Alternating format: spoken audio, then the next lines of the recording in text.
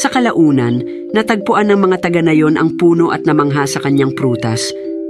Napansin nila na kapag binuksan ang prutas ay naglalaman ito ng malambot na laman at tubig na nakakapatid ng uhaw tulad ng malumanay na puso ni Gatdula.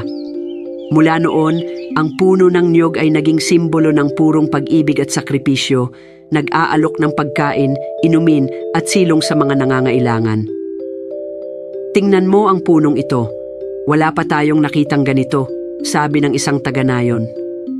Ito ay tiyak na regalo mula sa mga Diyos, isang simbolo ng pag-ibig at proteksyon, sabi ng isa pa.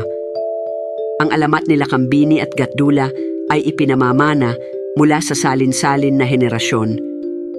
Ang puno ng niyog o buko tulad ng tawag dito ay nagsilbing paalala ng kanilang pag-ibig at ang mga sakripisyo na kanilang ginawa para sa isa't isa at sa kanilang nayon.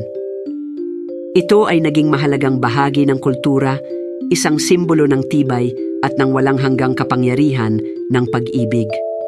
At sa gayon, ang puno ng niyog ay nananatiling saksi sa pag-ibig ni Kambini at Gatdula, na patuloy na nag-aalok ng kanilang mga biyaya sa mundo.